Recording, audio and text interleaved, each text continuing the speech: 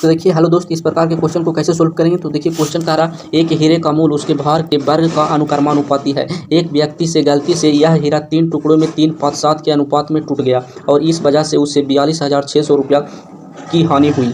हीरे का वास्तविक मूल्य क्या था। तो सबसे पहले इसको क्या करना होगा, तो देखिए तो सबसे पहले इसको हमें समझना है कि मूल है जो भार के वर्ग का अनुक्रमानुपाती है। इसका मतलब तो देखिए मूल है मतलब प्राइज है जो, तो प्राइज है जो भार भार का, जिसको वेट कहते हैं, भार का वर्ग का समानुपाती है। तो इसका मतलब क्या हुआ, अगर आपके पास 2 किलो हीरा है तो उसका मूल पता करना है तो स्क्वायर कर देंगे तो पता चल जाएगा, तो 4 रुपया हो जाएगा। मतलब 2 किलो हीरा का मूल 4 रुपया। अगर आपके पास 3 किलो हीरा है तो इसका है जो मूल पता करना है तो इसका स्क्वायर कर देंगे तो आपको पता चल जाएगा हीरा का मूल। तो 3 किलो हीरा का मूल 9 रुपया हो जाएगा। इस प्रकार से अब देखिए इसका मतलब यही हुआ। अब आगे देखिए क्वेश्चन, तो आगे कह रहा है एक व्यक्ति गलती से यह हीरा 3 टुकड़े में 3:7 के अनुपात में टूट गया। अब देखिए इसको मैं कहा है टूट गया। अब टूटने से पहले हीरा कितना होगा जो पता करना है, तो तीनों को जोड़ना पड़ेगा। तो तीनों को जोड़ देते हैं तो कितना हो जाएगा 15। अब 15 था जो टूटने से पहले हीरा का मूल था।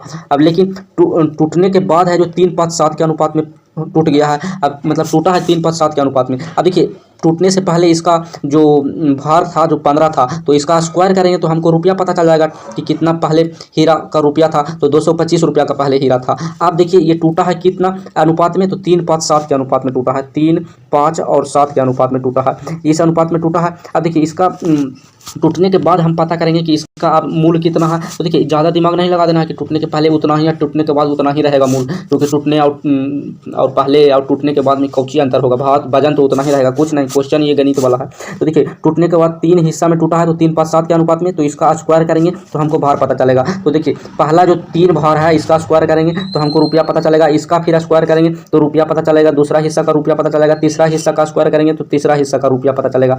अब तीनों को जोड़ देंगे तो आ जाएगा कितना 78। अब 78 आया जो टूटने के बाद हीरा का मूल है, ये टूटने के बाद हीरा का मूल है। अब देखिए कितना का घाटा हुआ, पहले 225 रुपया का हीरा था, वही हीरा अब 78 रुपया में मिल रहा है टूटने के बाद, खाली सिर्फ टूटा है वही कारण। तो इसमें कितना का देखिए लॉस हो रहा है, जो कैसे पता करेंगे, तो बड़काम से छोटा घटाएंगे तो 142 का लॉस हुआ। तो 142 का जो लॉस हुआ है यहाँ पर, 142 का जो लॉस हुआ है यही पर दिया हुआ है, 142 का ही वैल्यू दिया हुआ है यहाँ 42,600। तो 142 का वैल्यू है जो 42,600 रुपया है।